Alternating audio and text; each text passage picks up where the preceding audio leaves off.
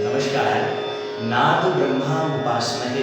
जय संगीत। आज के लेसन में आपके लिए संगीत साधना यूट्यूब चैनल पर दूसरे भाग में एक बड़ा ही अहम विषय आपके लिए हमने प्रयास किया है। भारतीय संगीत की स्वर लिपि, जो कि इस लिपि को बनाने के लिए पूरा श्रेय पंडित विष्णु नारायण भारखंडे जी को जाता है। बड़ी ही हमारे शास्त्रीय संगीत को समझने के लिए, रागदारी को समझने के लिए, किसी भी प्रक्रिया को समझने के लिए अत्यंत आवश्यक है। आप सभी भी इसको जाने। हम प्रारंभ करते हैं इसके प्रथम चरण से। हम लेते हैं शुद्ध स्वर।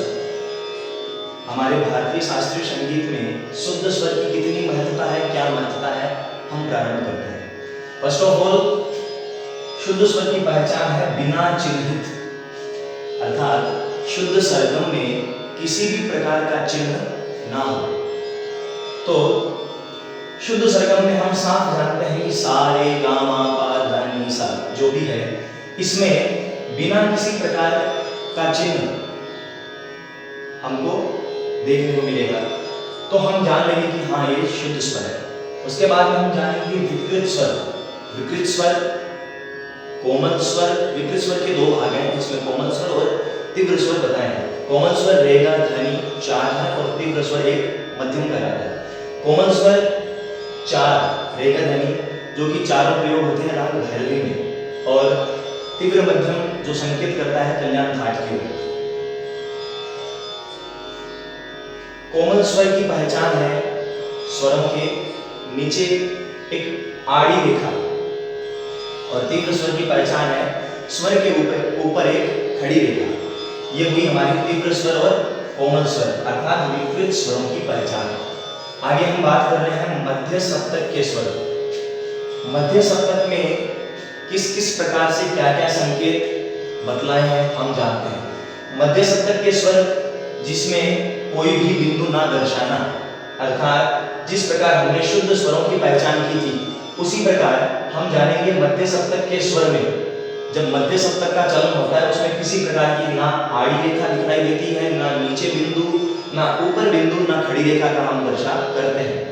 आगे हम जानते हैं मंद्र सप्तक के स्वर। मंद्र सप्तक अर्थात नीचे का गायन, अर्थात एक हमारे स्केल से नीचे के जब सुर हम गाते हैं, अर्थात षड्ज से नीचे के स्वर मंद्र सप्तक के अंतर्गत आते हैं, जिसके अंदर हम नीचे बिंदु का संकेत देखते हैं। उसके बाद हम जानते हैं तार सप्तक के स्वर। तो तार सप्तक के स्वरों के भीतर हम जानेंगे कि सप्तक के ऊपर हमें बिंदु चिन्हित प्रतीत होता है, जैसे कि आप यहाँ पे देख रहे हैं। आप सप्तक में, तार सप्तक में स्वरों के ऊपर बिंदु हमें दिखाई पड़ता है। अब हम बात करते हैं हमारा मुख्य जो विषय है। फर्स्ट ऑफ ऑल हम जानेंगे मीण। गाने में मीण अत्यधिक, गाने में रंजकता बनाने के लिए और माधुर्य गाने में, गाने की माधुर्यता के साथ साथ में रंजकता बढ़ाने के लिए मीण का प्रयोग बहुत ही सुंदर किया जाता है। मीण की पहचान हम जानेंगे कि एक स्वर से दूसरे स्वर तक, एक स्वर से दूसरे स्वर तक दोनों के मस्तिष्क पे जो एक महराव बना रहता है, चंद्रमा की आकृति का ऊपरी भाग पर एक महराव बना रहता है स्वरों के मस्तिष्क पर, उसको हम मीण कहते हैं। अब बात करते हैं हम खटका और मुर्गी की। खटका और मुर्गी भी इसी प्रकार अत्यंत अहम रखते हैं। हम बात करते हैं सबसे पहले खटका की, जिसकी पहचान होती है कोष्टक, अर्थात हम कैसे जान पाएंगे कि हाँ, इसको हम खटका कहेंगे या मुर्गी कहेंगे। तो हमें साफ मालूम होता है कि जहां ब्रैकेट में कुछ लिखा हो, जैसे ये पंचम है, तो जैसे ब्रैकेट में कुछ लिखा हो तो हम उसको खटका या मुर्गी जानेंगे। जैसे अगर पंचम ब्रैकेट में लिखा है तो उसको हम ध प म प की संगति में पढ़ेंगे, और जहां मध्यम ब्रैकेट में लिखा है उसको हम प म ग म की संगति में हम पढ़ेंगे, और खटका और मुर्गी का हम अंदाज प्रस्तुति में या विद्यार्थियों के समक्ष प्रस्तुत करते हैं। अब हम जानते हैं कण। भारतीय संगीत की स्वर लिपि में कण का क्या विशेष योगदान है हम वो जानेंगे।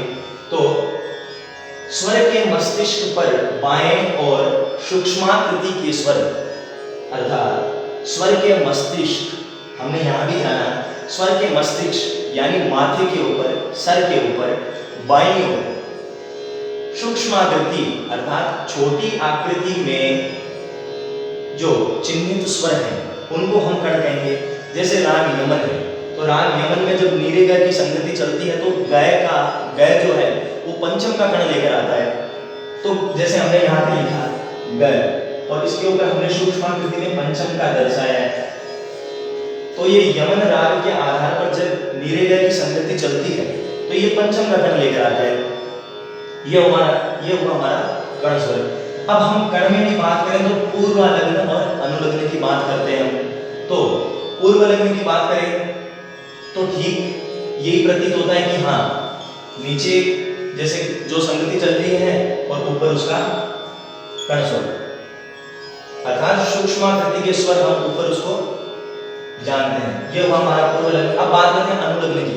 तो अनुलग्न की हम बात करें, जैसे हमने यहाँ पे मीट का पढ़ा है और यहाँ पे हमने खटका का पढ़ा है, तो इसके बाद हम जानेंगे कि मीट के साथ में जब कण प्रयुक्त होता है तब हम उसको अनुलग्न कहते हैं। अर्थात हम जानेंगे कि मध्यम और पंचम की संगति में जब गंधार का हम कण लेते हैं, अर्थात मध्यम और पंचम के मीट के भीतर जब हम गंधार का कण लेते हैं तो हमें साफ और साफ राग केदार छलकती प्रतीत होती है। तो ये मीट और कण का जो सामंजस्य, जो तालमेल है वो हमें केदार राग या बहुत सी रागें हैं जो हमें सटीकता से दिखलाते हैं। आगे हम बात करेंगे, हमारा 9वां विषय है जो मात्रा और विभाग, अर्थात गायन के साथ साथ में लय का बहुत बड़ा अहम योगदान है। बड़े गुणीजन, बहुत उस्ताद और पंडित लोग जो कि लय को देख लेते हैं, जो कि बड़ा अहम, बहुत ही मुश्किल यानी असंभव सा प्रयास है। जिस प्रकार वायु को व्यक्ति ना देख सकता है ना पकड़ सकता है, उसी प्रकार लय का हिसाब रहता है। किंतु फिर भी लय का कुछ समय तक जब लय घूमती है, जब लय चलती है तो उसका अनुसरण करके उसकी अनुभूति करना, ये कलाकार, ये मैं कलाकार नहीं, मैं साधक और उपासक की बात करूंगा, क्योंकि कलाकारी अलग रहती है, साधक और उपासक अलग है। तो हम बात करें मात्रा और विभाग की। तो मात्रा विभाग का जो चिन्ह है, एक मात्रिक चिन्ह हम देखेंगे कि नीचे से अर्धचंद्राकार आकृति, जिसको हम एक मात्रा के भीतर अगर लिख रहे हैं तो इसको एक मात्रिक हमने ये निर्धारित पंडित विष्णुनारायण भातखंडे जी के शब्दानुसार, उनके लेखानुसार और उनके मतानुसार, उपज के अनुसार ये सब लिखा है। अब इसके भीतर हम देखें कि इसमें जितने स्वर आए उसके समान मात्रा का आकलन गायन होगा, यानी जितने स्वर इसके भीतर आए उसकी मात्रा को गिन के उनका आकलन करके फिर गायन होता है। अब हम उदाहरण जानेंगे, जैसे ग और म, इन दोनों को अर्धचंद्राकार से जब जोड़ा गया है तो ये दोनों मैं कहूँगा आधी आधी मात्रा के हुए, तब जाके इनका एक मात्रिक बना, है ना। उसके बाद में मैं कहूँगा ग म प, ये तीन है। अब जब हम इन तीनों को अर्धचंद्राकार आकृति से जोड़कर एक साथ गाएंगे तब ये तीनों का एक तिहाई हिस्सा बन जाएगा। ठीक उसी प्रकार जब ग म पद है, मैं इसको चौगुन भी कह सकता हूँ, इसको हम तिगुन और इसको हम एक गुण भी कह सकते हैं। तो चौगुन की बात करें तो प्रत्येक स्वर हम इसको एक चौथाई हिस्से से हम गाएंगे। अब हम बात करें जैसे स्वर संगति है ध प म ग रे सा, अब इसको हम इसी लय में गाएं तो इसका 6 गुण मैं इसको कह सकता हूं, अर्थात एक का छठा भाग में यहाँ आपको बतला रहा हूं। अब हम बात करेंगे इसी प्रकार मात्रा और लय के भीतर ताली की। जब कोई भी लय चलती है, हमारे भारतीय शास्त्रीय संगीत में बहुत सी तालें हैं, उसमें मैं तालों का राजा कहूं तो 3 ताल सबसे ज्यादा प्रस्तुत की जाती है। अधिकांश तौर पर चाहे वो सोलो तबला बज रहा हो या कोई गायक गा रहा हो, अधिकांश बहुत सी तालों में गायन करते हैं, चाहे वो झपताल हो, 3 ताल हो या चौताल हो, या ध्रुपद की बात करें तो 10 मात्रा हो, जो भी हो, बहुत सारी तालें होती है। किंतु तालों का राजा जब कहा जाता है तो तीन ताल का नाम उसमें प्रथम आता है। तो जब तीन ताल की बात की जाए तो मैं अगर आपको मात्रा का सहूलियत से समझाऊं तो सबसे पहले सम का होता है जिसमें अपन ताली लगाते हैं। फर्स्ट ऑफ ऑल जब बात सम की आए तो वहां हम ताली से दिखाएंगे कि हाँ ये सम दिखला है। उसके बाद दूसरी ताली के लिए अंक संख्या 2 दिखलाया जाता है। फर्स्ट ऑफ ऑल ताली के लिए ये, दूसरी ताली के लिए ये, खाली के लिए 0 का चिन्ह अंक अंकित किया है और उसके बाद में फिर ताली के लिए ये तीसरा। ये जो प्रारूप है ये मैं तीन ताल के लिए आपको बतला रहा हूँ। फर्स्ट ऑफ ऑल जब तीन ताल के बोल चलते हैं तक दिन दिन ना धा दिन दिन ना ना दिन दिन ना ना दिन दिन ना तक दिन दिन ना धा, ये 16 मात्राएं तीन ताल के भीतर है। अब हम इसकी ताली गिनेंगे तो फर्स्ट ऑफ ऑल धा मतलब जो हमने क्रॉस का निशान लगाया ये सम हो गया, ये हो गया धा धिन धिन धा। फिर ये दूसरा, फिर ताली आएगी धा धिन धिन धा। फिर ये जो है यहाँ से खाली प्रदर्शित होगी, फिर आएगा धा तिन तिन धा, फिर ताली ता धिन धिन धा और ये फिर हमारा सम आ जाएगा धा। तो इस प्रकार हमने ये ताल के बारे में हम अवगत हुए। फिर हम एक बात कहूँगा कि स्वरों को मात्रा में खींचना और शब्दों को मात्रा में खींचना किस प्रकार का चिन्ह प्रदर्शित करता है। तो जब हम बात करेंगे कि स्वरों को मात्रिक में खींचना, तो जब कोई भी स्वर हम जैसे स्वर हम षडज ले लेते हैं तो षडज जैसे यहाँ हमने लिखा है तो इसको हम आगे मात्रा में खींचेंगे तो हम इसके आगे